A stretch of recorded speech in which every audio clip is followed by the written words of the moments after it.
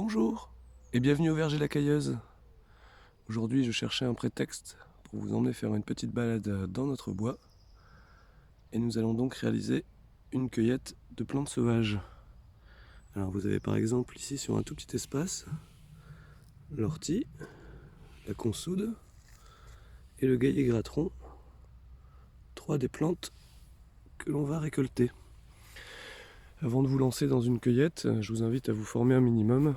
Vous avez par exemple le chemin de la nature, qui est un chouette endroit pour apprendre à reconnaître les plantes les plus intéressantes. Je voulais vous parler du bois. En autonomie et en permaculture, on parle souvent de l'eau, à juste titre. Et pour moi, ensuite, un des éléments les plus importants, c'est la forêt.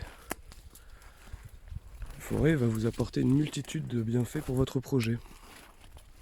Alors c'est bien sûr un endroit de promenade, de détente, d'aventure avec les enfants. Vous allez aussi bien sûr pouvoir avoir du bois, que ce soit pour le chauffage, les constructions, ou au jardin, les tipis, les fascines, les tuteurs. Vous allez pouvoir aussi avoir la plus belle des zones pour sauvegarder la biodiversité, animale et végétale. Il n'y a pas meilleur hôtel à insectes qu'une forêt. Ça va être un super réservoir de plantes comestibles, de plantes médicinales, mais surtout, ça va être un lieu pour gérer la fertilité de votre jardin. Vous allez pouvoir, avec les jeunes rameaux, faire le BRF, avec les feuilles, faire le paillage ou du terreau de feuilles, avec les plantes comme l'ortie, la consoude, etc., faire des extraits fermentés qui vont servir parfois pour la fertilité ou pour soigner les plantes, les protéger. Et donc la forêt va vous aider pour la gestion de votre projet sur plein d'aspects différents. Alors revenons à notre recette. On va essayer de copier une recette du néolithique, la soupe des 9 herbes.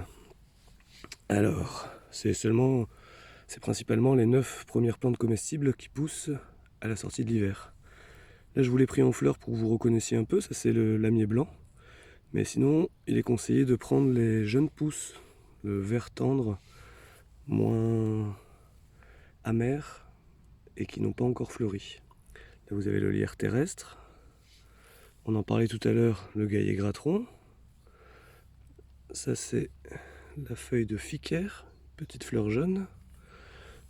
Ça, c'est celle de la pâquerette. Là, on a le plantain lancéolé, la consoude, le pissenlit, et on rajoutera ensuite les orties. Si vous voulez voir la suite de la recette, rendez-vous sur notre Instagram. À très bientôt!